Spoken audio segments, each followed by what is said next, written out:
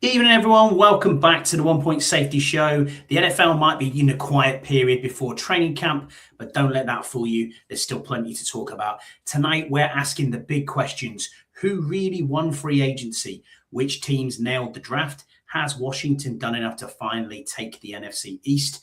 We're ranking every division in football, making our way too early playoff predictions with 100 days to go. And as always, want to hear from you in the live chat. So drop your hottest takes because tonight's show is all about the debate on the show. Don't forget to like and subscribe and do all those good things for us. Anyway, on with the show.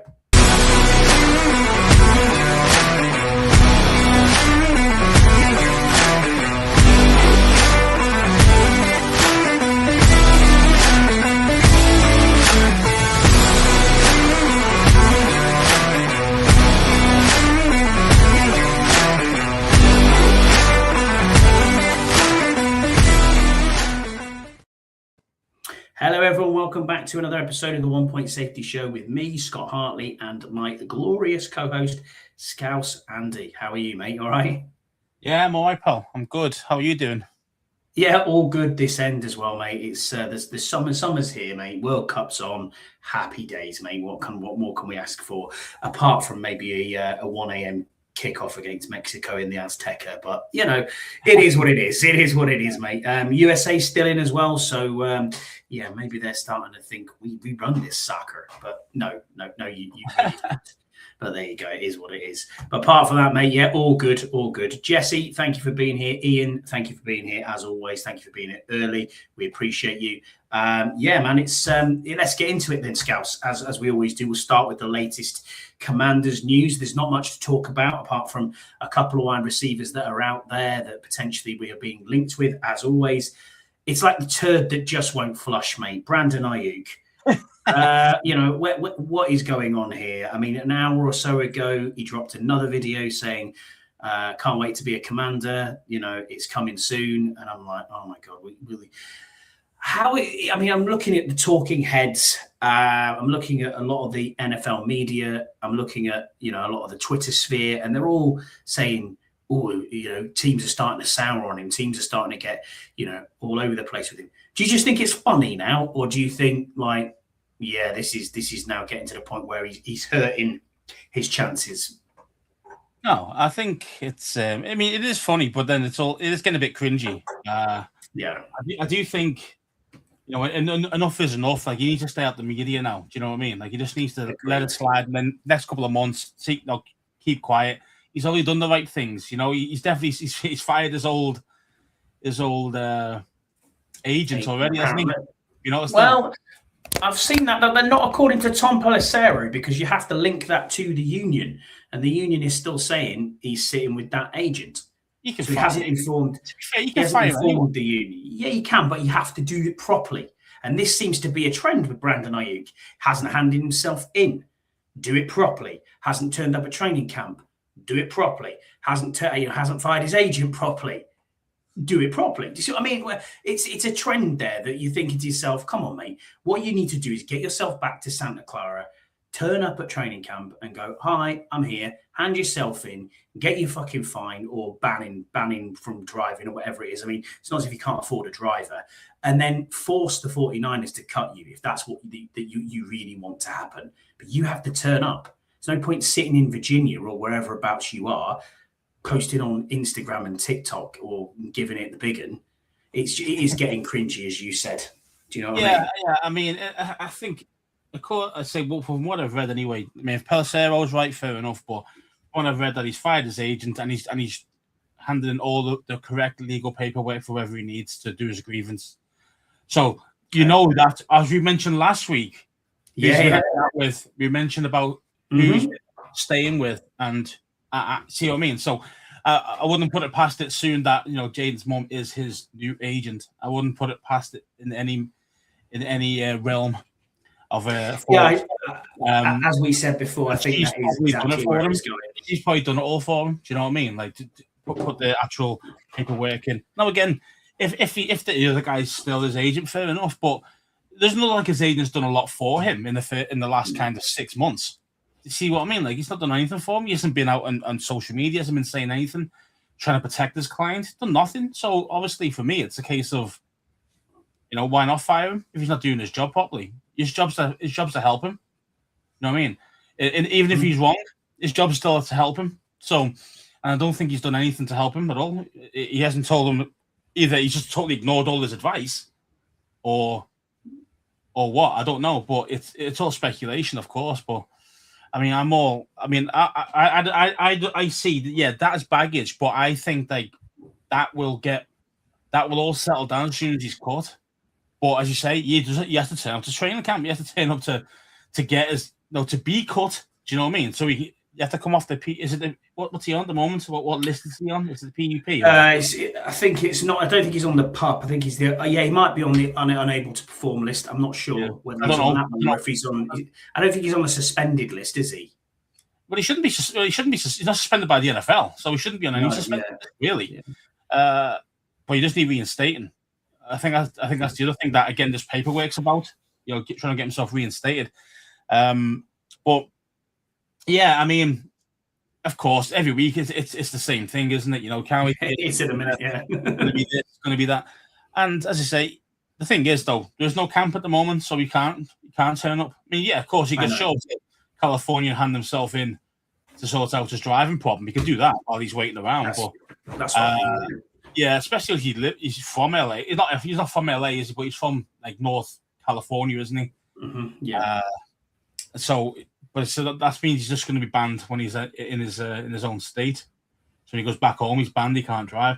But if he's in Virginia, I don't know what happens over there. If you just get banned in a state, or do you get banned the whole USA? Do you know what I mean? I don't know. I don't know how it works. Yeah, I don't know rule on it. I mean, as you say, it's not like you can't afford a driver, is it? You know what I mean? So, yeah. I mean, I say I want the player. I just need all this fucking noise around him to start chilling out and start going and just kind of look, man, Niners just cut him. Stop dragging it out. He's gone. He's not playing for you. You're going to cut him as soon as he turns up. If he ever turns up, you're going to cut him. So just do it now. But why would they want to? I think they're just being childish now, just like AU kids a little bit. It's just a case of, it's tit for tat, isn't it? At the moment? Yeah, it is, to be fair. Yeah, Niners you fucked us over, and then he'd be like, you could be like, yeah, you fucked me over. You've defamed me basically half the time. Seeing how bad he is as a person when he was in training. Even George Kittle said he was there. Yeah, he did. Yeah. So it wasn't like this was obviously before the season ended. You know what I mean? But so it looked like he showed willing at that time. But Niners just said, nah, you're done type thing, and that was it. Oh, okay. Well, if that's how you're going to be, then he's going to be funny, isn't he? So it's one of them, man. It's frustrating for probably everybody involved. You know what I mean? Everybody involved is getting pissed off with it.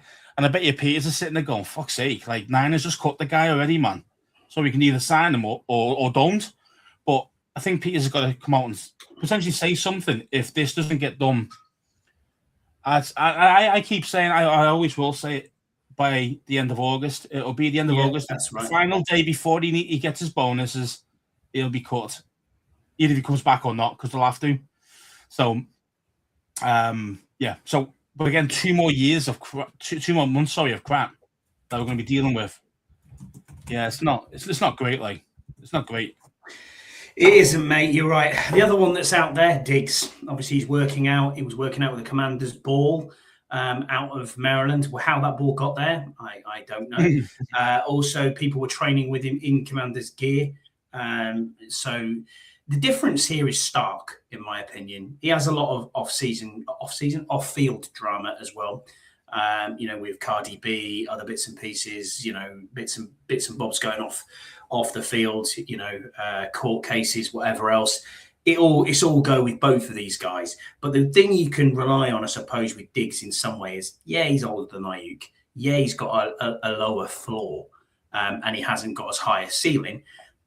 But at the same time, you know what you're going to get with him. He's fit. You can see he's running routes. The difference is he's posted on Instagram, I'm running routes. Look at what I'm doing. Please, someone sign me. Subtly. Whereas Ayuk's out there, I'm going to be a commander. Look at me, throwing the cash around in his fucking in his study. And it's like, hang on a minute, dude. The contrast is huge. Yeah, I don't mind. I don't mind who we get. Don't be surprised if we still get both. You know what I mean? I'd be happy with that. You know, it's not as if we can't afford to do this. It's not something that we're looking at going, well, you know, we've got to pay this guy, we've got to pay that guy. We don't have to. We've got $50 million still in salary cap waiting for this year. And then if you take next year's on top of that, you've got another 60. So, you know, and then we depends on what you do. Depends on what you do with the roster as a whole, who you keep and who you're not keeping. But to bring in them two would be great. See, it all depends who you actually, as a team, as a roster builder, or Peters, you know, AP, all the rest of them. Sorry, not Peters, DQ, sorry, and Peters. It's a case of what do you want as your receiver at wide receiver 2 right now, and then looking at future successor as well, because you have to. Now, the thing is that we talk about like, oh, Terry is going to be gone the end of this season, right? Because you probably will, unless we somehow re-sign him on a better, cheaper deal, whatever. But if not, then he's going to be gone, right? So successor can't be Diggs because he's the same age or even older than Terry. Yeah. So he's not a successor. So if you're wanting just one season of, you know, pretty solid play, you know, he's still a solid receiver. You know, we had 1,000 yards last season. You know, so he's still got it. It's not like he's not as good as he was, obviously, but age catches up with it. You know, so what are you wanting? Right, what are you wanting for this squad?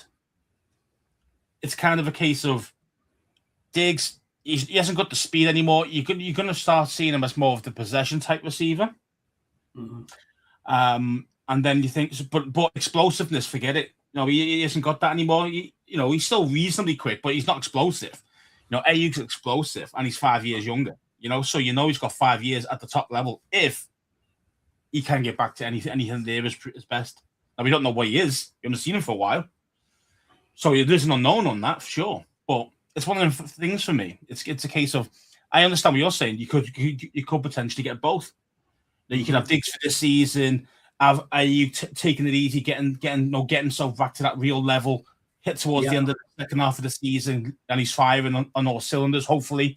And then next season, you've got the Terry replacement if Ayuk steps up. So you could do both. You could do both. You could do both ways. The thing is, I just don't think they will. I think they like who they've got, a receiver. I do. I just think they just need one. I think if they weren't waiting for Ayuk, they would have signed Diggs already. True. That's a good point. That's a good point. Because Diggs, well, I mean, he has probably got some offers. He probably just wants to be, he might be trying to hint AP, come and sign me because I want to stay home this time, you know, or whatever it is. But, you know, it's a case of, I mean, he's not a big-bodied receiver. So he's not like a true possession receiver. He's just having to change his style a bit because he's just not as quick as he was. Yeah, and as Jesse says there, Diggs is also slotted as a slot at his age, and we don't need a slot, he's saying. I understand that. I do get where you're coming from, but we don't know what Williams is going to bring. Do you know what I mean? We've got no idea. And with rookies, you know they're going to be, you know, up and down. Might have great game one game, not great the next, you know. So it's So I kind of get it from that angle as the slot receiver. I just don't think, I mean, if you're going to use, if you're looking at a wide receiver, a true wide receiver 2 right now, it's a tough one because you could argue it either way. Is Diggs still a wide receiver 2? Potentially, but for me, it's kind of a case of I'm looking for the younger guy coming into his prime. That's what I'm looking for, even though there is drama with him. Mm-hmm. That's why, for me, I've had the choice of picking Ayuk all day, and it's not close. It isn't close. I mean, if Ayuk doesn't end up getting caught and they pay him all his money and he's ends up staying Niners, then you know he's a solid kind of backup. But again, as in a second choice receiver rather than Ayuk, but only for a year or so. You know, you can't keep this guy in for long term, and that's the problem. So you're looking at succession planning, especially if you're AP. You know, you'd like to think he's going to be there for 5, 10 years even. You know, DQ might not be there. You know, offensive coordinator might not be there at that point. So AP still got to look for now and the future. So not just getting rookies. I'm talking like actual progression for guys to go wide receiver 1. See what I mean? That we got to look at that too. Agreed. We'll move on then to the next segment, which is what we're going to look at, training camp battles a little bit. Going into training camp, I know it's a little bit ahead, but the most interesting for me is running back. Obviously, Rashad White coming in. We've talked a lot about him on here, between him and Bill, and also how many running backs do we keep? Obviously, got 5 at the minute. So who's the odd man out? Because I think they only could keep 4. I mean, there is potential to keep 5 if you're going to look at special teams as well. We talked about that last week when we broke down our roster, or it may have been the week before. What's your thoughts? I mean, the other ones I've got here are wide receiver 3, which we kind of just spoke a little bit about wide receiver. The edge room is quite an interesting one, especially with people maybe a little bit further out. And I'm talking absolute edge rushers, outside linebackers, proper ones like, Amenishu, Clayson, Clavion Chason, even, got to get his name right. Adafe Owe, Armstrong's obviously coming back as well. And then left guard, we'll speak a little bit about that as well. And then backup QB. We'll start off with running back though, mate. What's your thoughts on the running backs going into camp? Yeah, I mean, it is open. It is an open competition. RB1 is still on the table for anybody to step up and take it. I still think White is number 1, and I still think he'll probably end up being number 1 at the start of the season, barring any injuries. I do think he's running back 1. Sorry, I just think I know a lot of people that are and ahhing about him. Is he a true running back 1? Is he just a receiving running back? I believe he can do it all. I do. He's done it before. He's proven it at Tampa. Now, yes, this last couple of seasons. Sure, he's been more of a receiving guy, purely because Bucky Irving's been there. So that's the reason why he's not getting the touches. It's not because he's not good enough. It's just that they got him as well to have a 2-headed back, basically. You know what I mean? Like a 2-headed beast, and it worked quite well for him for most of the time. So now that you could technically use him the same way if you wanted to. If you're thinking like maybe Catron Allen really steps up and really shows that he's the real deal, then he's the guy that's going to be the RB1, and then White's going to be the receiver / RB2 guy. Not just purely pass pro, where you're looking at you're running back, you're third down back. Sorry, your third down back. So you're looking at they're mostly there for it's mostly a passing play, not all the time, but we know it's mostly a passing play, the third down, especially if you're not in short yardage scenarios. So then you're looking at, do you have we know White's a good pass blocker. That's the reason why he's third down. White could be there for that. We know Bill isn't, so he's not really going to be good for the third down back option. He's not very good with his hands anyway. So you're going to use White more as a third. But I think White's more than just a third down back. Do you know what I mean? Like, McNichols is like a solid third down back. He's okay with the hands. Yeah. He's a good blocker. Yeah. But it's a tough one, because for me, White's number 1. Then you're looking, then for me, at this moment, there's probably going to be Bill at 2. But again, I think he could easily drop out. I really do. He can go right down in the listings, in the rankings, because you've got some solid players there. Some solid vets as well. We have not even mentioned people like Jerome Ford, and who's just again another third down back guy. So you've got options now, which is nice. It's nice to see some actual depth. Now, obviously, is these guys going to tear up teams like Ford? Is he going to tear up a team? No, he's not. But he's serviceable, and we've got a few serviceable backs. But the only one with like the true kind of, I think, half an X factor, shall we call it, is White. I think everybody else is a bit like, much of muchness. But I need to see Allen. I don't know much. I've not seen him too much. I know I've seen his stats at college, but that doesn't always, translate across, does it? Yeah. Translate across to the NFL. So we need to see what he's about. But I'm fingers crossed that he's a hell of a lot better than I think he is. And then, hopefully we've got our running back sorted then for years. But who's going to lose? Who's going to lose? I think it's going to be the truth.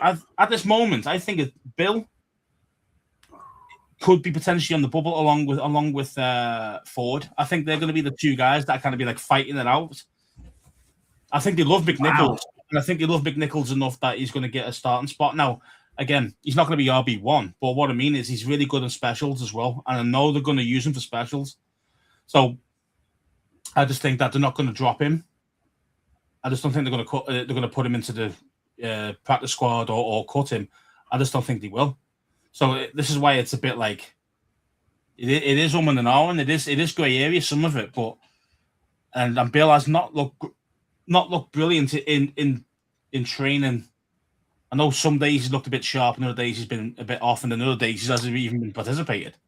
So I think he's got a body of work there though, and everyone expects him to be RB1 sort of thing. I don't think it will be. I think it will be a committee again. I mean, I'm not trying to be harsh on the kid. I'm just saying, like, when you look at his body of work, like you mentioned, yeah, he's got a real nice jump cut, but that's basically it. Like if you look at, like, he's not very good at pass pro. He gets blown up all the time, bro. He really does. And now, it's not great. His vision, sometimes it's good, sometimes it's not. It's very inconsistent. And then you're thinking, what's his hands like? Is he really got the hands? I've not seen too much of him in the passing game, really. Purely because his pass pro stinks. Do you know what I mean? So, and he's a big tell. I mentioned a few weeks back, maybe a few months back. He is a tell to the defending team. Oh, Bill's coming on. It's going to be one play, guys. Yeah. Because and when they've tried it the other way, we'll try and kid you, and it'll be a passing play. He gets blown up in pass pro. Do you see what I mean? And then QB's running around for his life. So it doesn't work when you're trying to be too smart. But it's a big tell for a defense. That guy's on the field. We know what's going to be because he's just not good enough. And pass pro.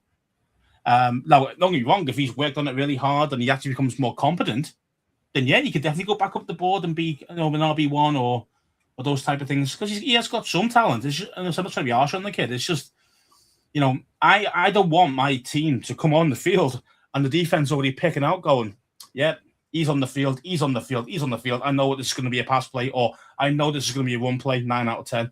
So they already got you. They got you by the ball straight away. They've got the advantage when normally should be the offense. You got the advantage because you call them the play. And defense is playing reactive. But sometimes it isn't, because defense goes, I know what this play is going to be.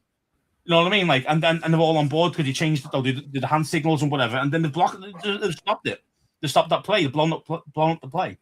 So that's why Bill's a problem, because he's got talent, and you don't really want to cut him. You don't want to do anything like that. But then you know that if you put him on the field, he gives a defense a key to go off. So it's tough. It's a tough one, man. What do you think? Yeah, agree. Can't agree with anything more than you said there. We asked questions in the chat. We put a pinned question in. I've got a couple of these starred, so I'll show them up now. Raiders have had a great off-season. Giants was decent, especially with hiring a Harbaugh. You can put us up there too. Ian, your brother, he says, if you go off the draft, we did quality of players for our picks position, but Philly is close in my opinion. So the pinned question today was basically who won the offseason, which we're going to get into a little bit more now. We'll move on from there. And I'm looking at the blockbuster headline trade scouts that have happened kind of in the offseason that we haven't had really much chance to go over. You see them coming through, Ian Rappaport, etc., going through them. The first one was obviously the Max Crosby trade that didn't happen to the Raiders.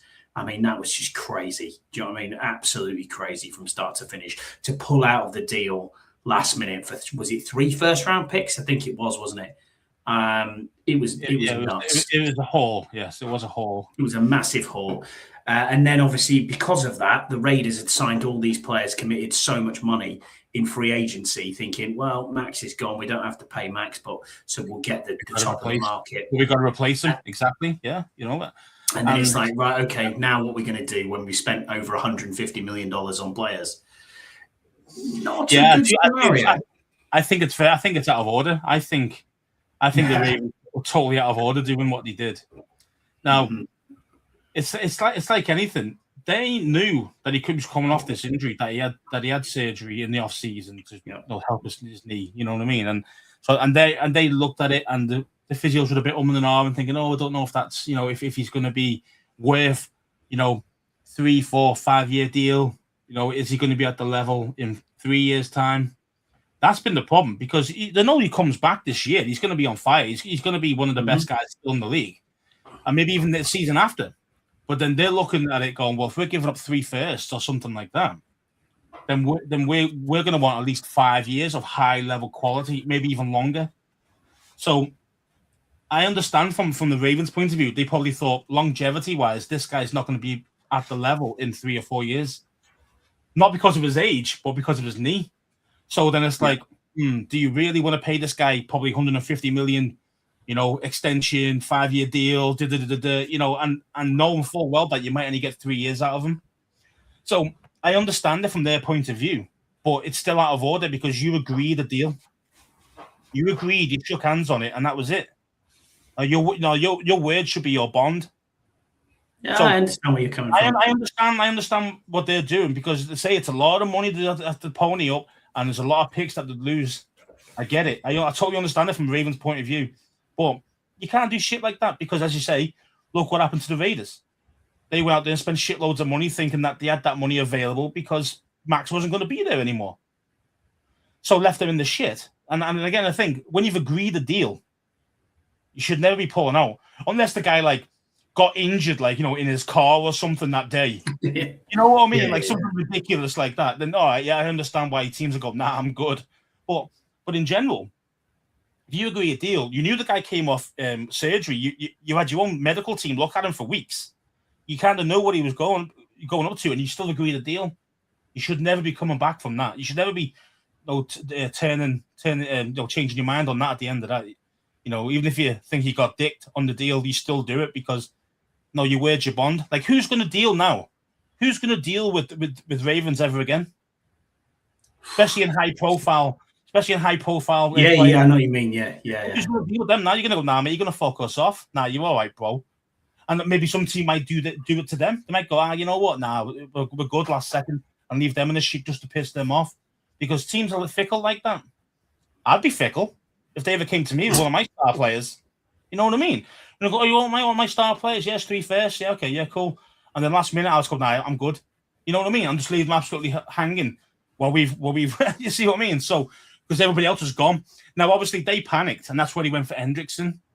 Yeah, absolutely. We're good here, but and then going for Hendrickson.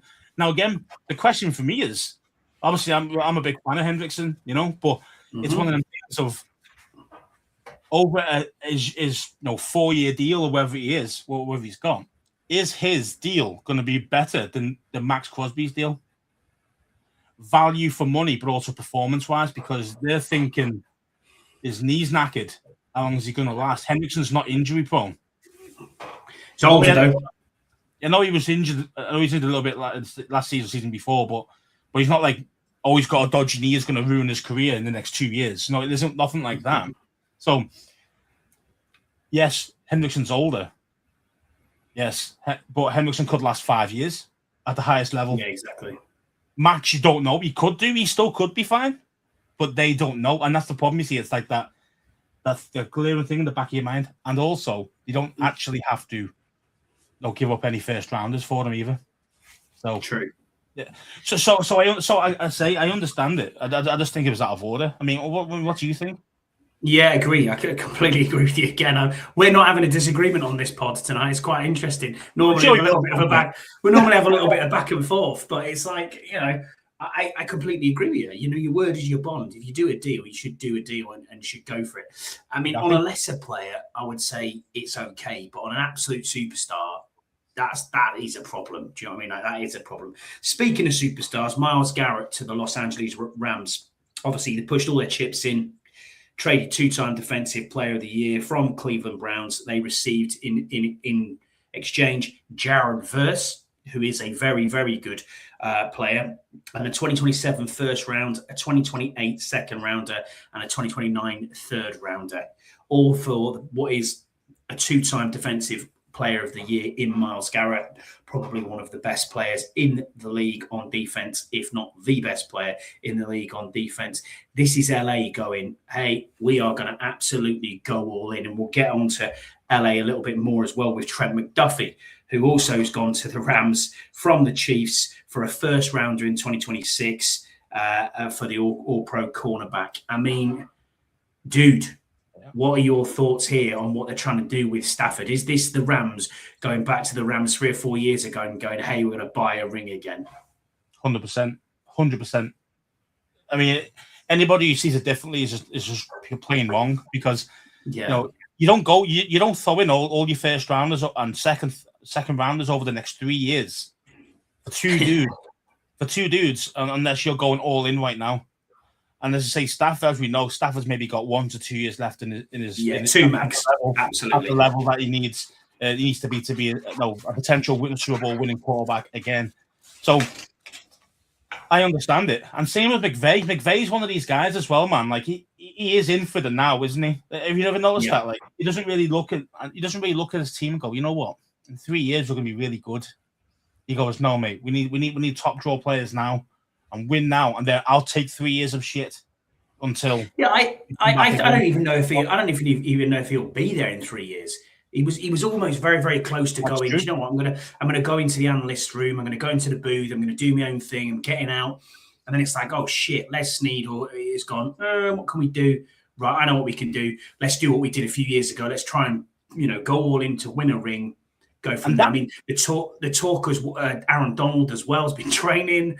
It's like, oh my god, Aaron Donald and Myles Garrett would be insane.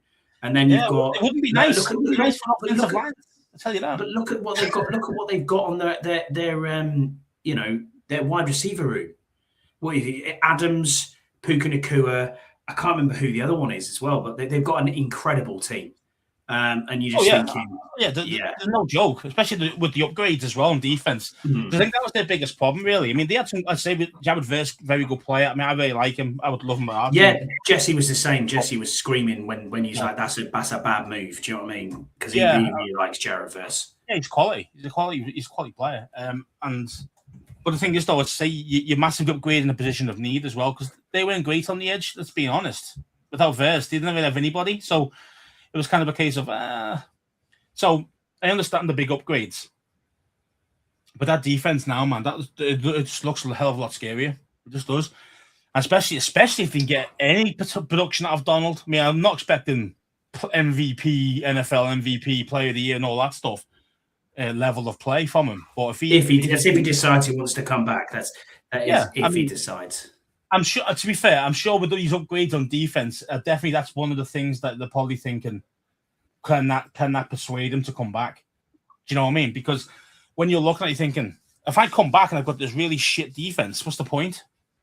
Whereas if I come back and I've got I've got the current MVP next to me, and then I've got a high quality corner at the back there, and besides the players they've already got, who've got some good ones, it's like, That's more interesting for me to come back for.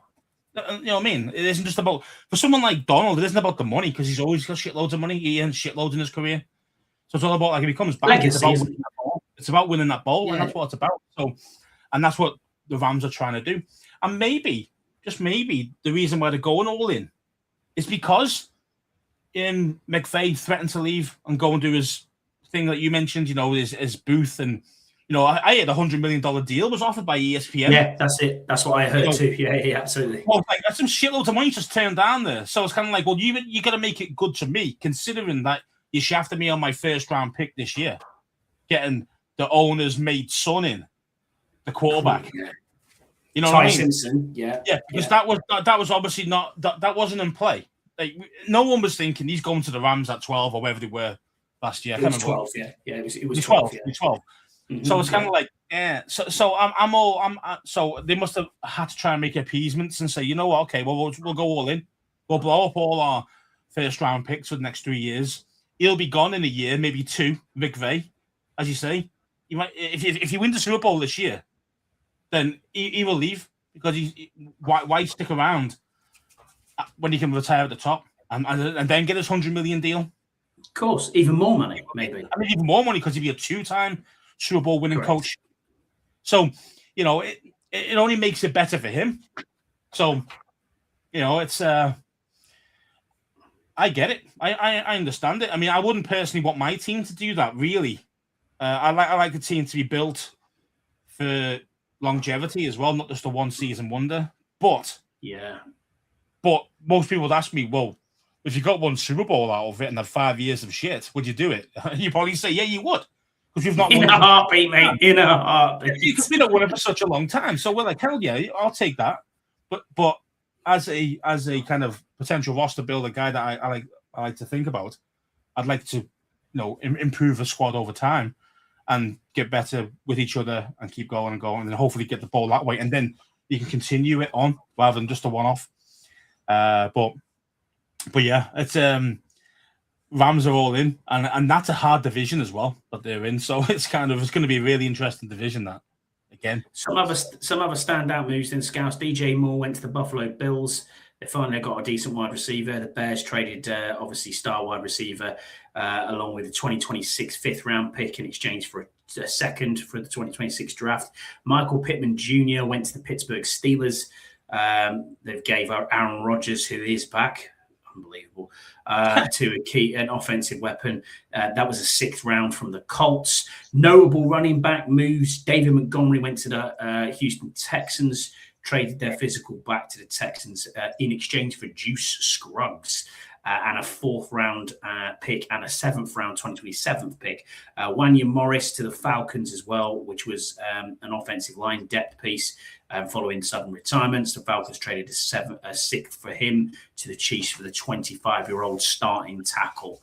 So there's some of the moves. I suppose we'll get into who we think kind of won the offseason, which is the point of what we're talking about here. Obviously, we've gone in depth about us. We all graded it in A. We know where we are and what we are standing for. But some of the teams I have picked out, the first one, everyone's going to hate me for this. And your brother was right. It's the Philadelphia Eagles. I've got to give them an A. But the biggest move for them was trading wide receiver A.J. Brown. The move I liked was Reek Wallen, cornerback from Seattle. Move I disliked was extending Jordan Davis. Not because I didn't want them to extend Jordan Davis, it was because of the money that they gave Jordan Davis. Obviously, the Brown deal to the Patriots netted them a 2028 first-round pick and a fifth-round pick in 2027. They prepared for the loss by trading a fifth and sixth for Dontavian Wicks, and they selected, obviously, Malachi Lemon in the first round. They traded for edge rusher Jonathan Grenard. So they've got the sack production was very good for him, 12 sacks last season. Constantly wins on a downfield basis. Fills the need after, obviously, Philly lost Jalen Phillips in free agency, which they're going to get a compensatory third-round pick for next year anyway. And Eagles also obviously nabbed Reek Wallen for $12 million. So, yeah, they've lost some players like Reed Blankenship's gone. There's a few others there that we mentioned. But it seems like how he's building again, and it's the players like last year, like Jihad Campbell. He's going to take over that role from Blankenship. They drafted an edge rusher last year who's coming in to replace Phillips. So they're stacking and stacking and stacking. The only problem I have with Philly is that they are getting older on the offensive line, and I am hoping that they take a step back. And we all know how you feel, Scouts, about Jalen Hurts. So, it's one of them. But from what they've done in free agency, I would say, for me, they're an A. What are your thoughts on what Philly have done then, mate? I mean, yes, I do. To be fair, because I hate Philly, I'm going to give him a B+ rather than an A.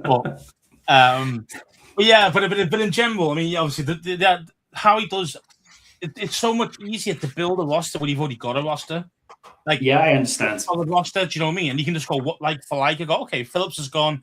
Let's get this guy in. Let's get Grenard in. Let's get this guy in. Let's get that guy in. Okay, and it's dead easy. Where if you got to get 5 or 6 dudes, which most teams tend to do, high turnover of player. It takes a while to get that camaraderie, that kind of cohesiveness. When you've got 90% of your roster staying most of the time every season, and you're just trading out one guy here, one guy there, it makes a big difference. It really does. They are. I say that's the blueprint, really, because they've been good now for 5-6 years straight. Like there's no real big downturn on them.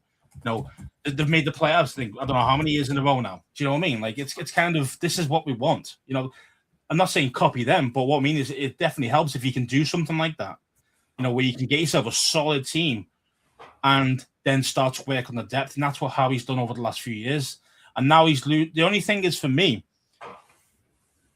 the receiver core for me now that knocks them down a little bit for me. Yeah, because agreed. Because I understand anyone who loses someone like AJ Brown, that's gonna hurt any offense, right? But when you look at it, I don't think they've replaced him. Dontavian Wicks. I mean, AJ Brown or Wicks. I know I'm scared of. And it ain't gonna be Wicks. Huh? Mackay Lemon, again, the guy's a speedster, but he's more of a slot guy. AJ Brown isn't a slot guy. So for me, like they haven't replaced AJ Brown. Yes, the promoting Devontae Smith as the guy, and he is a good receiver. Don't get me wrong, but I need to see what he's got now that he's getting double teamed, like AJ Brown was getting double teamed every week. Yeah, true. I want to see that. I want to see what he can do because wide receiver ones tend to get double teamed a lot. So let's see what he can do now. If he can show out and still produce the big numbers, fair play. He's a breakout wide receiver one, definitely. But he hasn't been in that position as being the man, and I want to see if he can handle it. That's my only thing with that. You got a very good point there, and the other point there, if to your point, is if he is now the man and he is getting double teamed like AJ Brown was getting, he is the one that everyone's going towards. Mackay Lemon's already got quite a hamstring tear, so don't know what's going on there with him. Obviously, the others haven't set the world on fire at Green Bay, like Dontavian Wicks and other people like that. Scare me. And then no, not at all. Doesn't scare me either. But then when he gets 3 against us, fucking hell, you'd be like, really? I knew that was going to happen. But then you're reliant on to my point, what I'm saying there is then you're reliant so heavily on Saquon Barkley and the run game, and if the pressure's on Barkley on the run game, if you can stop the run.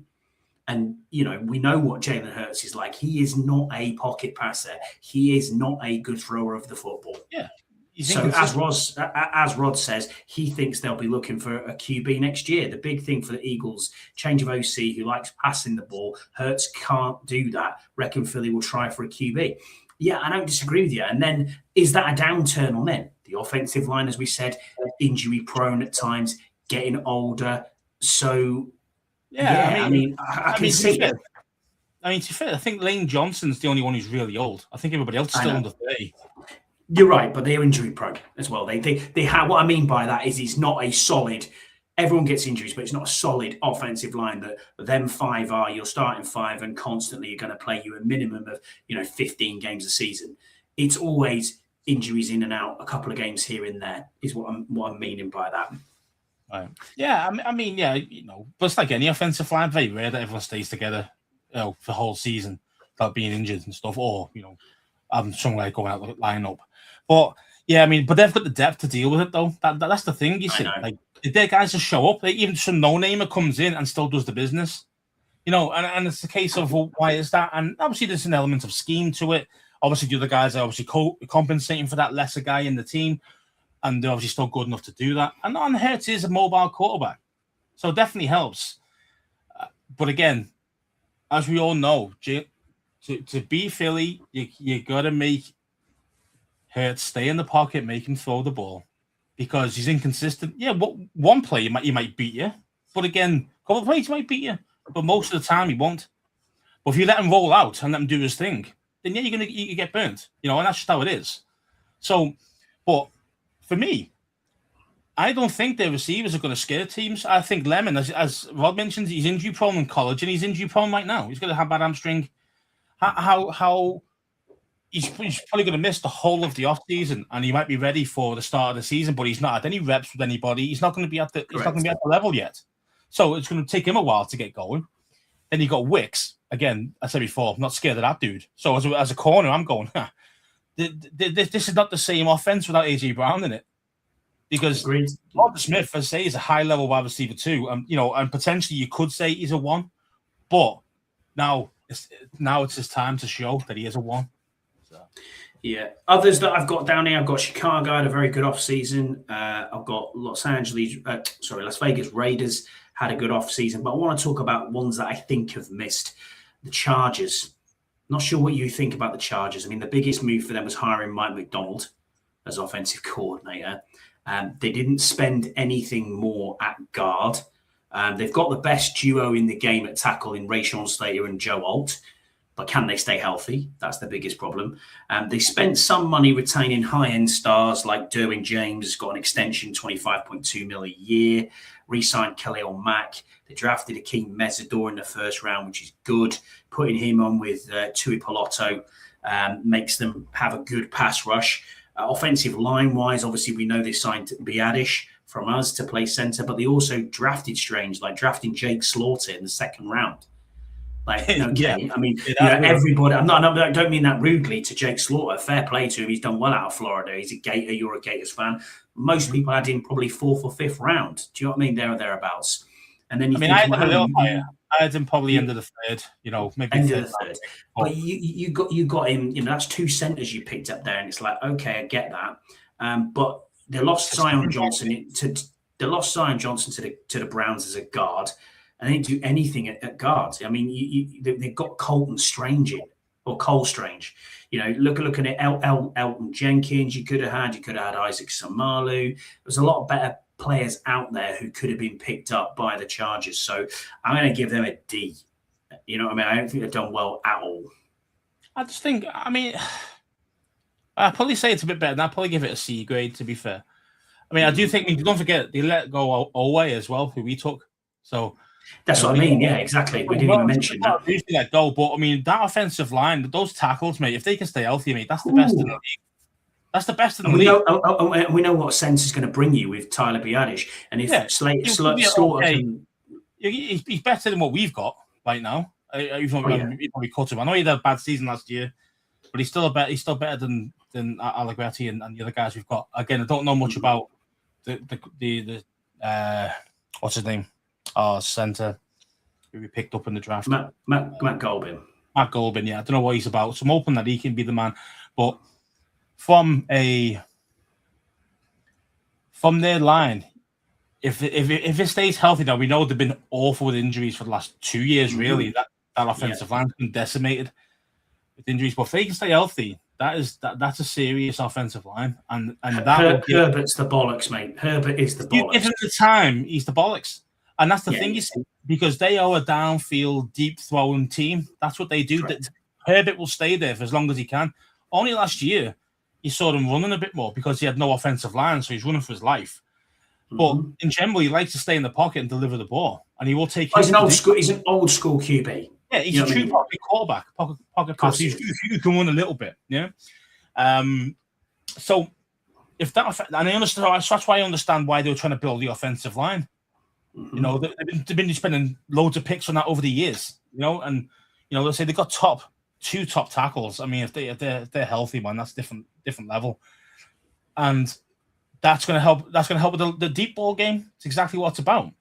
So I understand what they're trying to do, but again, yeah, I mean they've let some guys go, but again, you can't afford to keep everybody. You couldn't afford to give Oweh $100 million deal like we did. So because in the day you had to re-uptake Derwin James, like you mentioned, and sign these dudes, and it's not cheap. Just trying to keep these guys, and Herbert's probably on ridiculous money. So it's just a case of yes, has it been a great offseason for them? No, but I don't think it's as awful as people say it is. Yeah, one I wanted to touch on, and it's a basket case. Miami Dolphins. I've given them a straight F. Their biggest signing, mate, was obviously Malik Willis, a 3-year, $67.5 million deal. Wow. Move, obviously, I disliked the most is basically I looked at their roster and went, wow, that's bare. They obviously traded Jalen Waddle as well and a 4th round pick to the Broncos for a 1st. Fair, okay. I get it. I get what you did there. Jeff Hafley, Packers coach, is in. GM, obviously John Eric Sullivan and Willis at QB, so it's all changed completely. One playmaker the Dolphins did lock down was Devon Achane, I can't remember. It's not Achane. I don't know how you pronounce his name. Whatever. He's changed his name anyway. And they've signed him to an extension. Which I'm just thinking, oh, okay, this is interesting. Wasn't Achane? It's the one who went to the Saints. Anyway, whatever, another running back who went to the Saints from the Jags. I think I got that wrong. Devon Achane is back. I mean, he killed us in Madrid, so we know what he's about. We know what he's about. He's good. I mean, I just think that, as you say, it's bare. Like, you don't really have anybody. And even on the offensive line, like, they got rid of some dudes there too, and it's just like, mate, Achane's going to struggle this year, and I've got him in one of my fantasy teams, like long term on dynasty, and it's just like, mate, he's going to do nothing this year. He's going to be the only weapon they've got, and the offensive line's gaff. So, and we got Willis at quarterback. I mean, and they're paying like, what is it? That's the bit. Million to Tua, even though he's at Falcons. Yeah. It's just like, it's like, boys, like you've literally just blown up your team to get low takes. And that's fine, but you are going to be bad now for like 2-3 years minimum now. Like, really bad. That's horrible for me. I'm just looking at it going, wow, like what? You know what I mean? What are you actually doing? I just don't understand what they're doing. Anyone else stand out for you then, mate, in this free agency? I mean, I'm looking at the Bears. I'm looking at what they've got. Joe Tooney, left guard. Obviously, he was there last year. You got Garrett Bradbury at centre. Great. You got Khalif Raymond in wide receiver there that's come in as well. Jedrick Wills is there as a left tackle backup.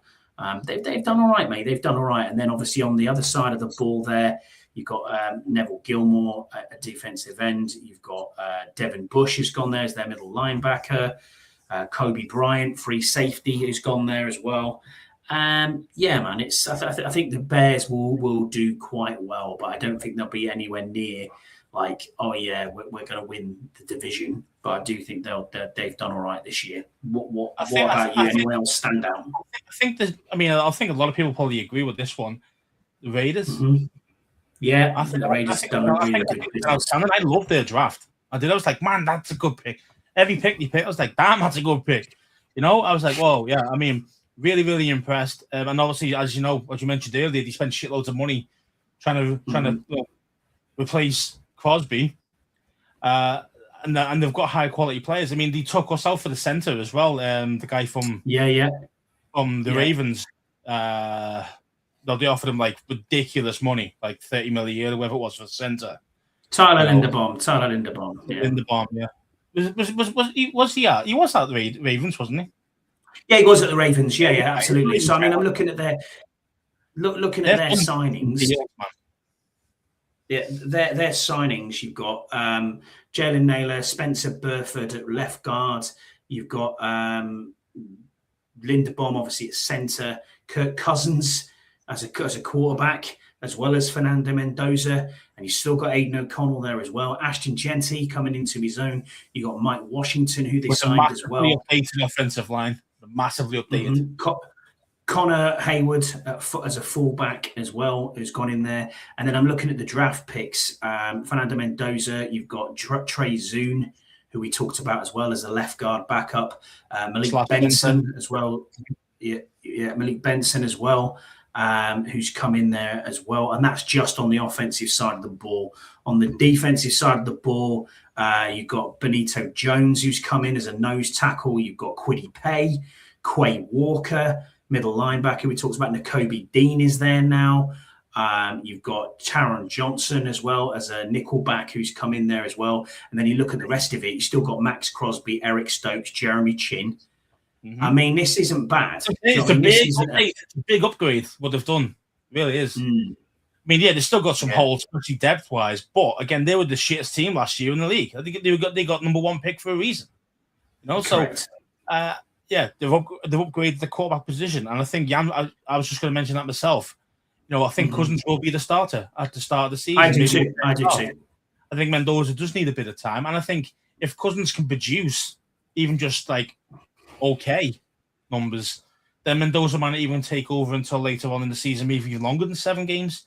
It just depends, because they're not there to win right now. But again, they're definitely going to be a lot more competitive, I'll tell you that. And I'd love to look at I look at some of their draft as well. I mean, Kieran Crawford, we talked about him as an outside linebacker, stroke, edge rusher. Gerald McCoy as a cornerback, we talked about him a lot. Heineke Masses as well as the other cornerback, we talked about him. Traden Stokes as your nickelback. And then in the kickers wise, they've got looking at how many kickers have they got? They've got Matt Gay there as well, and then is Carlson still there? No, he's gone. I can't believe that's one error. I think Carlson's a solid kicker. Like, I mean, I'm surprised they haven't signed him. Being honest, I'm surprised because Matt Gay ain't it. We've seen that. We've seen that fucking drum being banged and it's poor. And then you've got who's the other ones again? Who's the other kickers? I haven't got it up, mate. I just seen Matt Gay. It was an undrafted free agent from the CFL. So, I'm never gonna diss them guys anymore. And since we've seen what Dallas picked up at that random time, and our guy as well. Our guy as well. Our kicker has made every field goal in practice, every single one, no matter what distance it is. Like, he's not missed. So that's elite. Do you know what I mean? Like, that is just elite. It is what it is. So I'm hoping, like, obviously you can do it in the games rather than just in practice. But that's the big question. But our guy's looking really good. I think you're right there. If Kirk's doing well, Mendoza may use this season to develop. I don't disagree with that at all. And I think that should be the plan. And that's why I like the pick. That's why I like the pick, as in picking up Cousins as well. I know it's like, Cousins, he's finished. And to be honest, he kind of is. But he's got that old head. He's got that vet presence. He knows how to command a team, command an offense. That'll definitely help Mendoza. He'd be a perfect guy to learn off. He really will. Yes, he's a statue nowadays. Cousins is a statue. You can't win anywhere. But the offensive line is a lot better. So I'm expecting at least some more protection and a bit more time for Cousins to deliver the ball. And I think you mentioned as well, Jan mentioned Genty. I'm a big fan of Genty. I think he's having a big year as well. He's got, because he had no offensive line. He was getting blown up in the backfield. That's how bad the offensive line was. Now they've got some real push. Linderbaum's going to cause some problems. He's going to get a lot up the middle. You'll see him gash teams. So yeah, it's going to be interesting. Definitely interested in that team now. It is. I've mentioned the main stud, the tight end they've got. Yeah, true. Yeah, Brock Bowers. Yeah, Brock Bowers, absolutely stud. As I say, these guys they've got players now, man. Like, they've got players. They do. Well, we're going to rank every division. I mean, I've gone from 8th through to 1. So 8th is worst, 1 being the best. I start off with. See, I don't know this. I'm going to say the weakest overall is the NFC South for me. It usually is, to be fair. Yeah, absolutely. I mean, looking at the NFC South, we've got the Carolina Panthers, the Tampa Bay Buccaneers, Falcons, and the Saints. You can't really look past the Bucs, but I think the Panthers might win it this year. I think they've done all right in the offseason. I'm going to go Tampa 1. Panthers 2, Falcons 3, Saints 4. Yeah, I think that's valid. I mean, I don't think you can look past Tampa. They're just the better team in that division. Like, the other teams just are quite similar in level. Atlanta, Saints. They're all kind of a 500 or 500 type team. Or just under those type things. 7 and 9 type teams at best. Agreed. At this moment, and even though they've got some really good players, the biggest shock for me is Atlanta, extending Kyle Pitts. Yeah, wild. Yeah, absolutely. Crazy, that one. He had one good season, which was last season. He's been shit for most of his career in the NFL, and I'm a big fan of Pitts because he's a Florida Gator guy, and I'm a Gator guy. So, I was always three QBs, 3 QBs there as well. I mean, they've got Tua, Penix. Who's the other QB? Or is it only Penix? But I do like the idea from what Atlanta did there, though, getting Tua. Yes, he's a concussion case, and I get it. But you got him on the vet min because Miami are paying everything. And they're both left-handers. So it's even better for the offensive line. Penix and him. Change, does it? It doesn't have to change.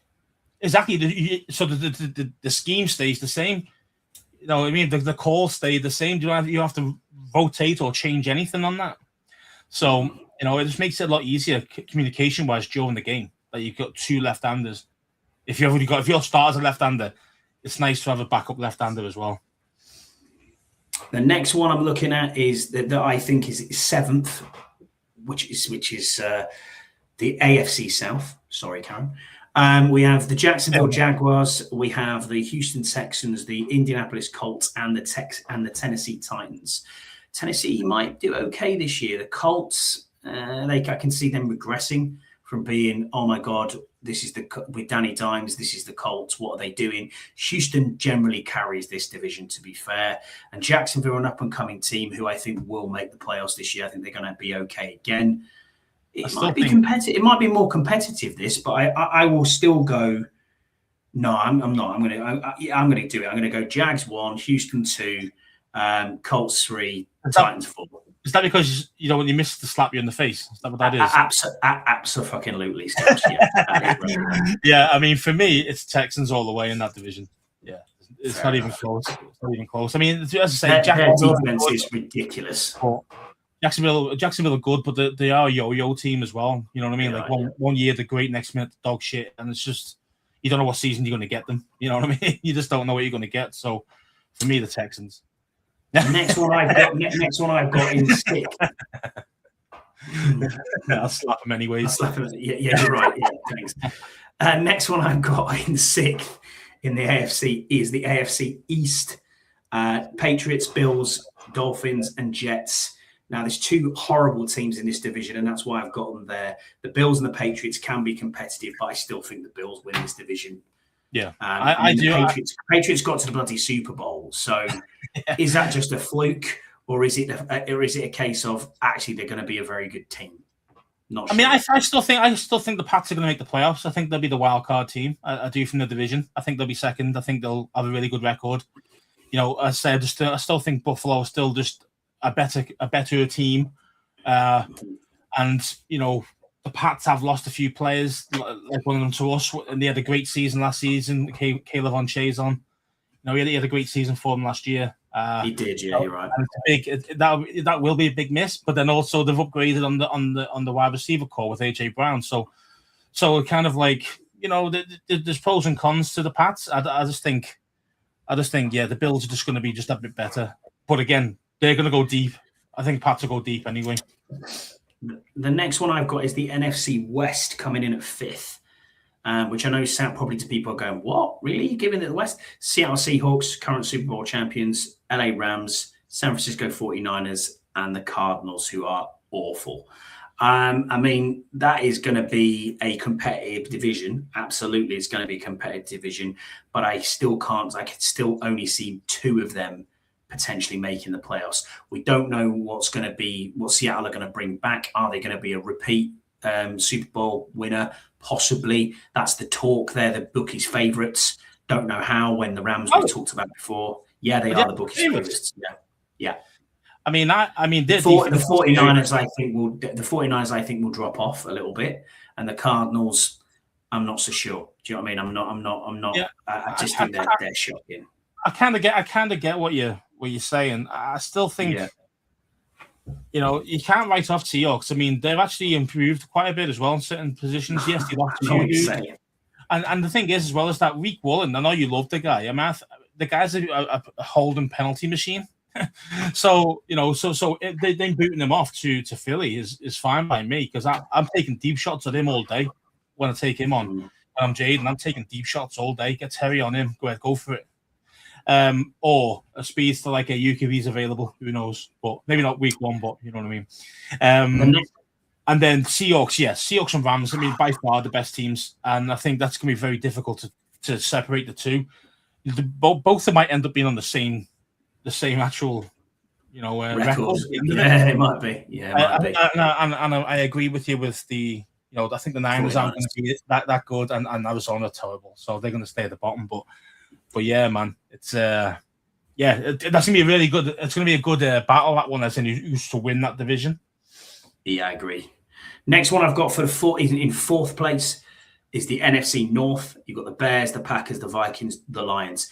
Every year, this is as competitive as it gets. Minnesota, I think, finished fourth. The Packers third, the Lions second. I'm going with, and the Bears probably to win it this year, which will be quite interesting. I'm going to stick my neck out and say the Bears win that division. Nah, for me, it's still the Lions. It's still the Lions for me. And then, I think even playoffs. I don't even think they make the playoffs. Chicago. Wow. Yeah, I think that's my hot, that's a hot take. They're not going to. They're going to make the playoffs. I think the Lions. I think Lions will get it, and I think potentially Packers will get the second place there. Wow. And do you think they get 2 playoff teams there? Yeah, I think the North get 2. Yeah, I think they get 2 potentially. I mean, we could end up getting 3 and they get 1. That could happen. That's what I mean. Yeah, that's what I mean. But again, I'm trying to be reasonably unbiased to our division, so I'm going to stick with 2 from us, 2 from them, and I think Packers will be the second team. The next one that I have in third, I have the AFC West, which is the Chiefs, the Broncos, the Chargers, and an improving Raiders. Who wins that? I think the Broncos, probably. I don't know about the Chiefs. I really don't know about the Chiefs. It could be they just looked old last year, and you were thinking, wow, this is not the Chiefs that we're used to seeing. But then there's a couple of games they pull it out the bag, and you're like, wow, these they've done really well. They didn't make the playoffs last year. The Chargers, we know what they are, but obviously we just spoke about their offensive line, and if it can all stay fit, happy days. Raiders, as we talked about, improving.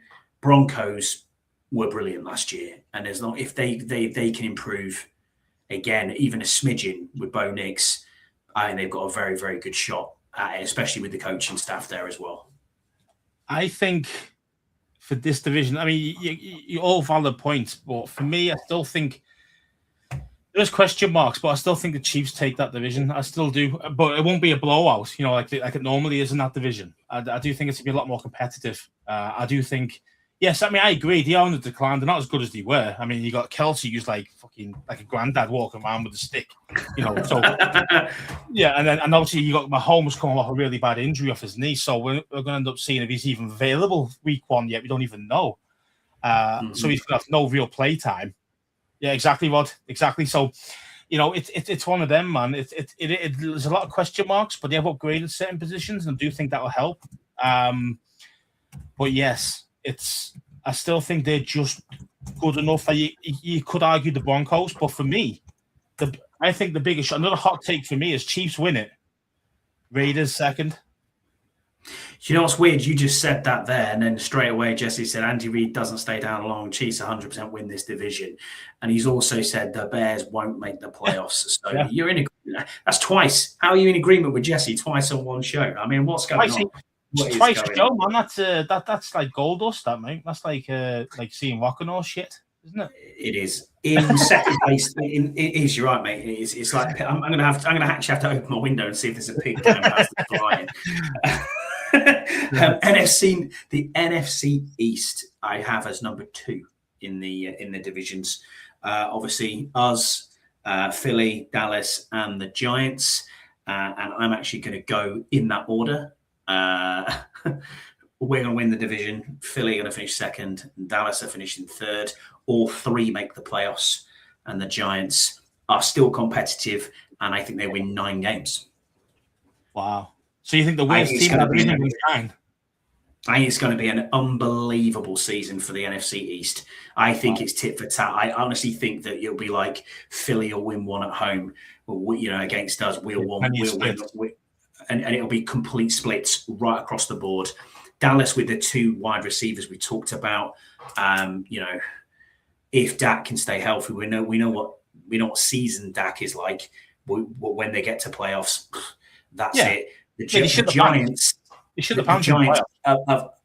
have upgraded everywhere. Yeah. And they've got a great coach.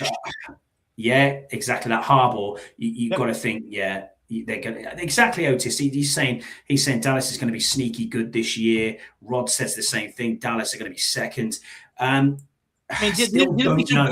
it make some good, good draft picks? Did it make a couple of decent picks there? They did indeed. And what's the I say this is going to be tight. I don't think very tight. It's going to be.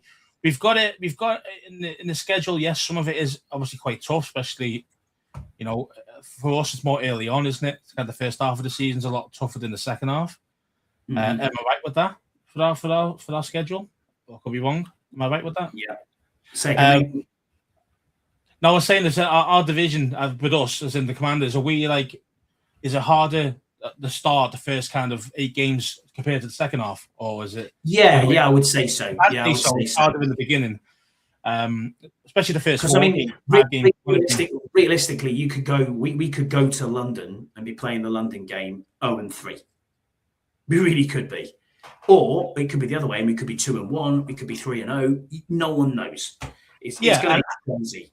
And that's where the unknown is those first few games, because as you say, everyone's still getting ready to, get themselves actually in game shape, real game shape, playing a full game. Those type of things. As we all know, and what's my biggest bugbear. Teams we're just not ready at week 1. Like, yes, we're trying to feel it out during the first game. Now we've been lucky.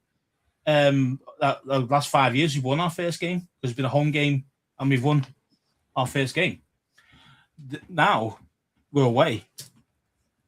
And it's going to be tough. It's going to be a tough game, that one. And we could end up, if we're 0-4 after the first 4 games, then this is a nightmare. Where if we can get ourselves at least 2-2, then we're good to go, because that's the hardest part, and then we're just going to keep going up. Second half of the season, especially if we get Ayuk firing those cylinders after week 10 or so, we'll be laughing. But yeah, I mean, I genuinely believe this could be, a battle right to week 17. Who's going to win the division? I really do think it's going to be right to the wire. And what's what I'm looking for? The quality of the team, but also the coaches is, I think higher level than most divisions. So that's why I don't disagree with you. I mean, this is what Overtime Otis has said, and thanks for joining us, mate. We appreciate you. He said, how do you rank the coaches in the East? So let's look at the coaches in the East then. Harbaugh, I think he's the best coach in probably is the best one. Yeah, he probably is the best one. And you can't be biased here. Schottenheimer, I put bottom. Yeah, agreed. Because you can fight it either way with DQ and exactly the same. And Sirianni. I would probably give it to Sirianni because he's only because he's won a Super Bowl. Yeah, and he's got there a second time as well. I mean, DQ's got there with Atlanta. That's fine. We were 1 game away in his first season, so you've got to say, hang on a minute. Let's pump the brakes a little bit. Is DQ there, or were we lightning in a bottle just for that season? And it was like, holy shit! When it was driving all the way we're driving all the way. But yeah, I agree. I think if you're going to rank, I think that's how it goes. I think it goes Harbaugh, then Sirianni, DQ, and Schottenheimer. I think that's kind of how it is.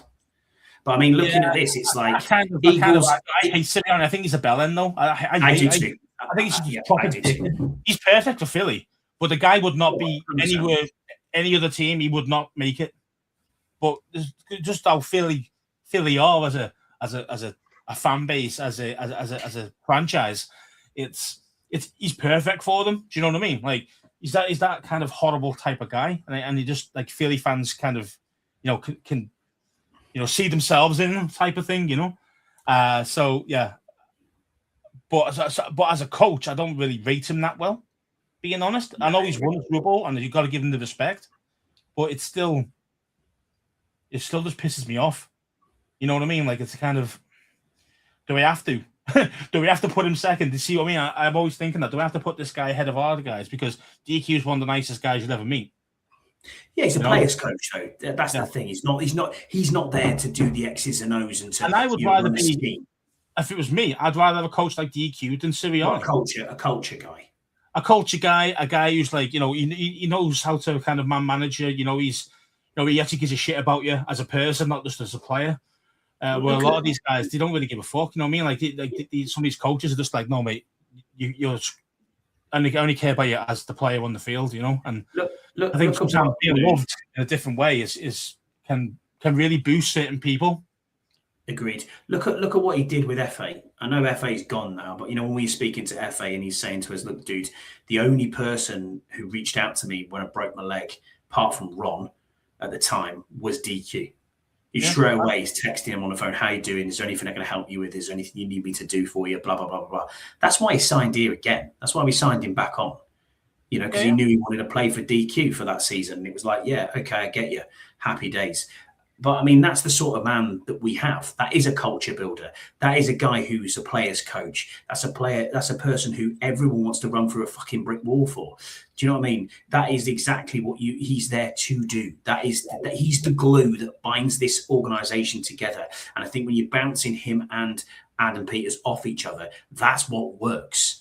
But the mentality and the mindset the players have to deliver and buy into that. I think they did buy into that in 2024. I think it was we're all here. We're this brotherhood. What is he said? Hard shit with good people. That's it. All these mantras that are going around. That is exactly what we needed at the time to bring us from the previous administration, the previous regime into. This is all new. This is what we're doing. And I think Josh Harris buys into this, and the ownership team buy into this. And it's that table of we're buying into it from the top to go down. I totally get that. Yeah, but there's no players running to Josh Harris over DQ's head or AP's head. Like the shit you find with Fan Snyder. Wait till Brandon comes. Brandon comes in. Yeah, I mean that won't happen either. AP was shut that down straight away. But the thing is, like, there's no Fan Snyder shit going on. So, it's kind of where like players would run, like RG would run straight to him rather than when he had the problem with Shanahan. It was all stuff like that. It's like kind of come on, have it out as men rather than fucking running to the owner. Oh, 100%. I mean, overtime Otis here. Thank you. That was the shitty fucking culture. Yeah. You know what I mean? The culture's damn good, Scouts. Overtime Otis says, I'd love to collab with you guys in the future. Didn't know Commanders fans overseas are locked in like this. Yeah, man, we've been here a long time. Scouts obviously been a long time fan. He's a lot longer than I have. But yeah, man, it's we are locked in. We're there. You try and be every week, don't we, as well? You try and be every week. Here every week, 9:00. So don't forget to subscribe and do all them good things. Tell all your mates that the other side of the pond as well. It's a shame this year that it's the Seahawks and it's the week before the London game because neither of us live in London. You know what I mean? I'm going to be open and honest here. I don't particularly like London. No, neither do you, Scouts. Not because it's not nice. We're both up north in England, both in the northwest. But it's not that we don't like London. It's just too busy for me. You know what I mean? It's not a place that I want to spend a huge amount of time. We're kind of town people, country people, more than big city life. You know what I mean? So it's but definitely not New Yorkers. You know what I mean? Like I can't stand it. It's just too busy. What's really annoyed me this year is the fact that the home opener is the week before, because otherwise we would most likely be there. I mean, it's 5 years on the spin that we've done. Yeah, it's right, because I think Overtime Otis here obviously doesn't know that if it's your first time listening to us or watching us, that we tend to go to the first home game of the season for the past kind of like 4 or 5 years, as you mentioned. Then it's 5 years. This would have been 6, but yeah, man. Got it. Appreciate it, Otis. Yeah.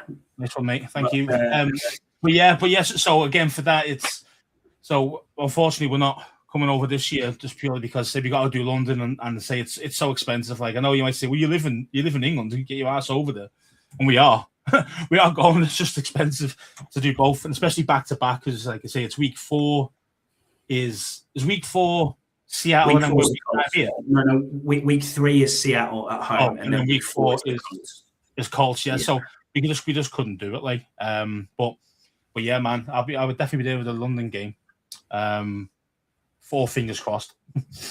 But yeah, it's going to be man. I say I can't. I'm excited for the season. I am excited for the season. Are you, or are you like Yeah, I am. But I just looked back, and this is what's really annoyed me is I look back at the games, and I was like, oh yeah, let's have a look at the schedule, and then I'm thinking to myself, oh shit, this is a bit murder's row here. Eagles, Cowboys, Seahawks, Colts, Giants, 49ers, Eagles, Rams, Giants, Bengals. Yeah, I said the first half of the season's tough. Yeah. I thought it was either the first or the second half of the season was nasty, and then it got easier. They say the first half of the season is pretty grim. So as long as we're kind of that, preferably 5-3, we got a winning record going into those kind of first 8 games. I think we'll have a great chance of getting where we want to get to, with the kind of 10, 11 wins, getting yourself into the playoffs and stuff like that. But yeah, man, it's. I'll finish it off, mate. AFC North, we didn't talk about that. Steelers, Ravens, Bengals, Browns. I still think that's the best division in football. But I might put the East actually now we talked about it a bit more. The Steelers. I think they might regress. The Steelers, especially with Aaron Rodgers getting older. But and they've lost They've lost the stud. The stud. The guy who's never had a losing record. That dude. Mike Tomlin's gone. Yeah. So yeah, man, it's you should. The grass is never always greener, Steelers fans. I'm telling you, once you got a coach who can get you to the playoffs, who doesn't lose, as losing seasons, they're quite hard to come by, man. Especially for how long his career's been. Like, was it 10, 12 years at the Steelers? And he's never had a losing season. I mean, that's insane, bro. And it's not the Steelers are an amazing team. Like, he's had some good teams. Don't get me wrong, but some of these teams, man, are shite, and he still ended up getting a winning record in there. So it's. He's had to with Aaron Rodgers and fucking who's the guy who's the backup to him? He was god awful as well. And he still made it happen. Mason Rudolph and stuff like that. Rudolph, yeah, this guy's a bad man, and yet they still got themselves at least either level or always a winning record. I mean, that doesn't grow on trees, that type of thing. So I'd be interested to see how well the Steelers actually do this year with the new coach.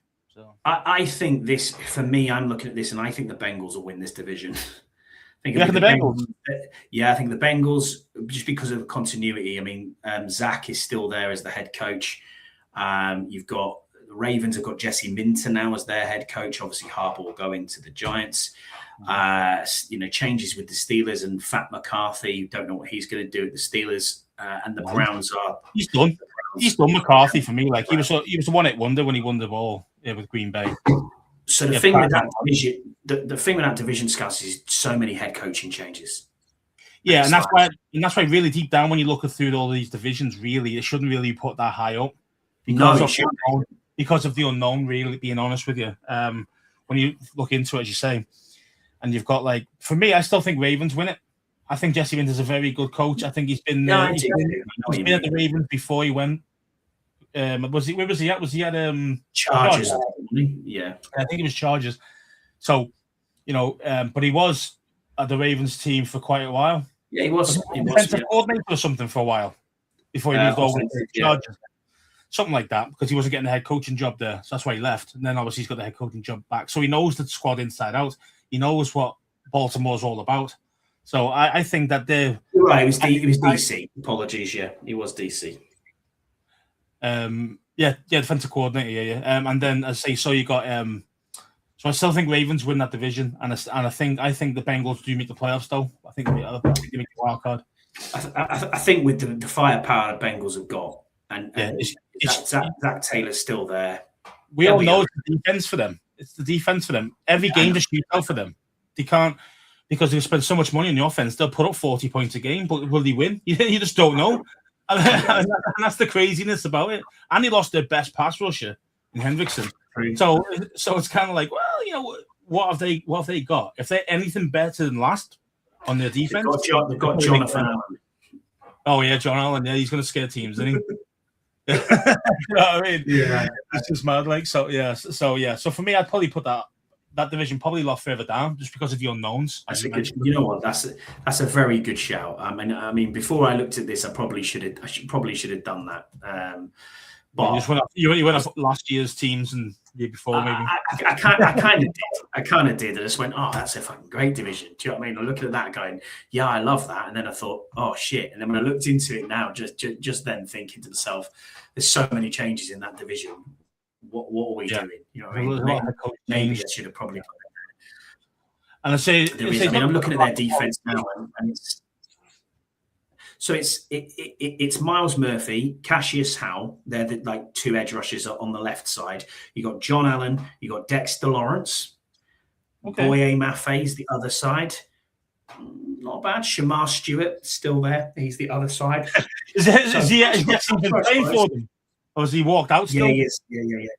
No, he's still there. Don't worry about that. They got Brian Cook in as a safety. They got Kyle Duggar in as well as a strong safety. I think they'll be okay. I think they'll be better than we probably think they will be. But yeah, I mean they've beefed up a bit there with Miles Murphy, Cassius Howell, Jonathan Allen, Dexter Lawrence, Boye Maffei. Yeah, that defense might cook a bit there, mate. Might cook a bit. Well, it's good. It's going to be better than what it was last year because they were the only defense that was. So if you think about it that way, so it's kind of a case of I think we were 31st, they were 32nd. I mean that's how bad it was. So it was. But they've got ridiculous firepower.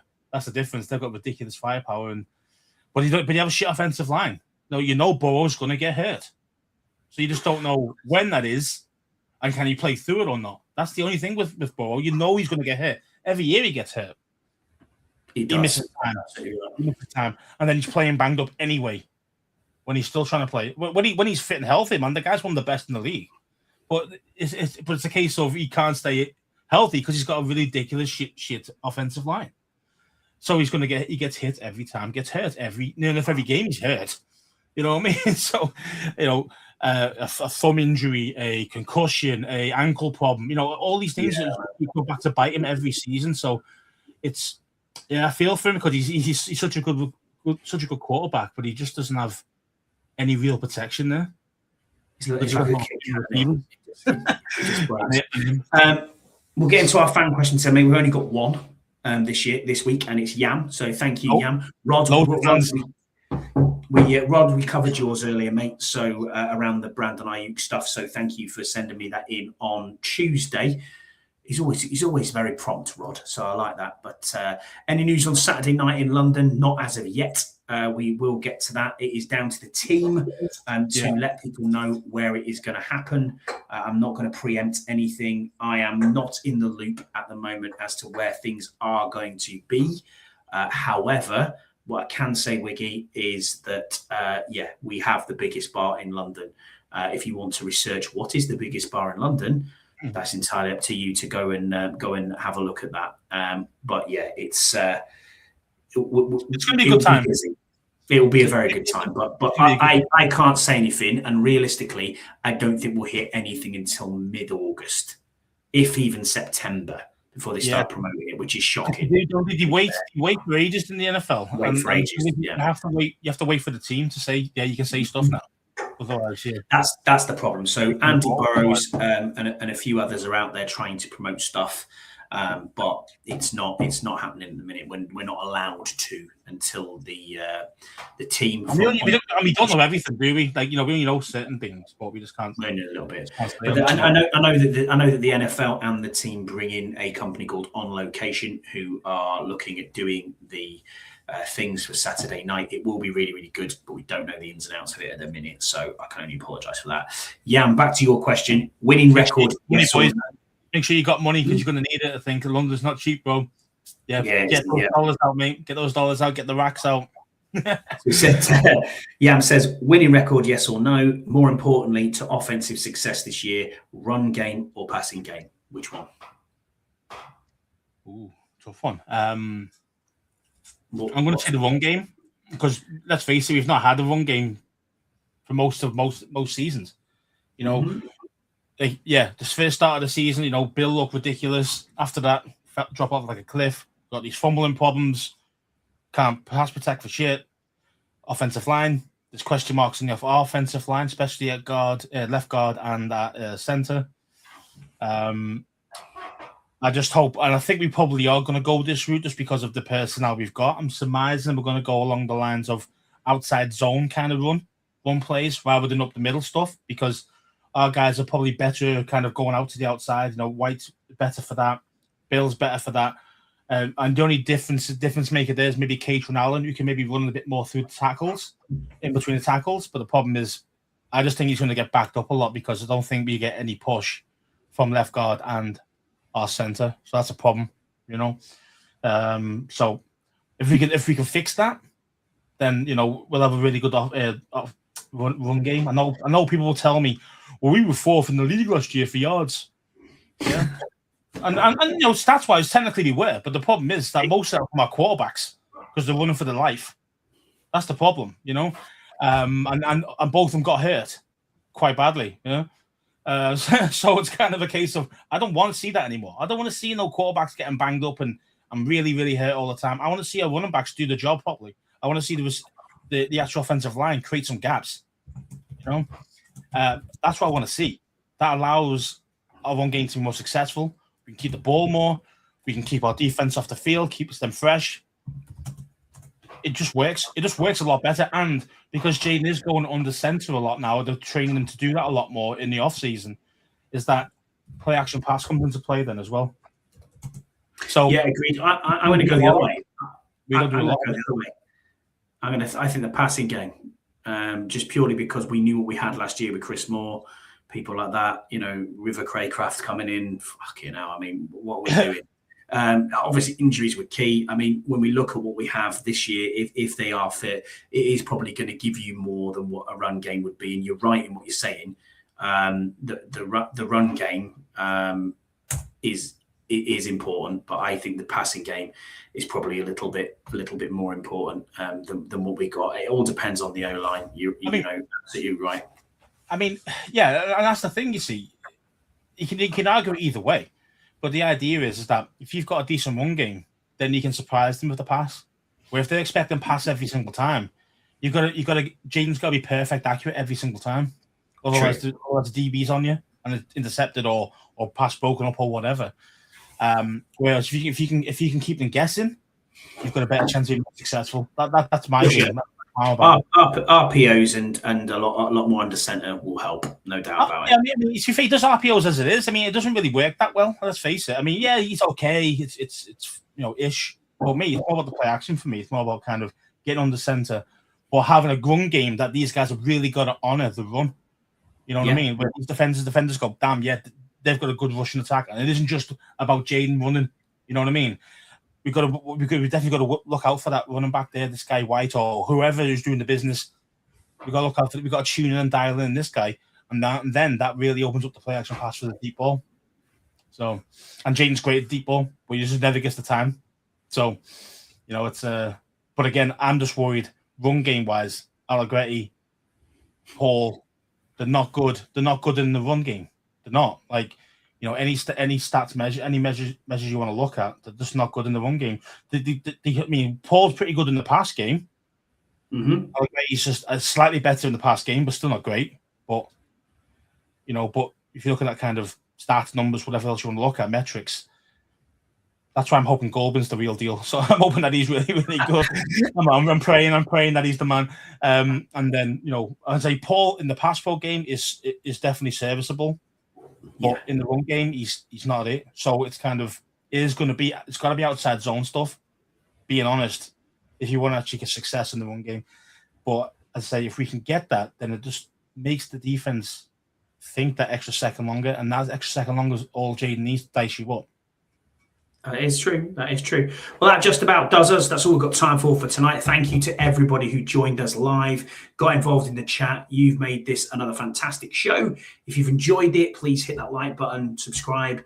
If you haven't done already, drop your predictions for the NFC East for the playoffs. And if you want to go that far, who will win the Super Bowl? Put it in the comments below. We'll definitely have a look at them. We'll be back the same time next week, 4 p.m. Eastern, 9 p.m. European UK time. With more Washington Commanders news, and we'll get closer to training camp. But until then, I've been Scott. He's been Scouse. Thank you for watching, and raise hail. Bye.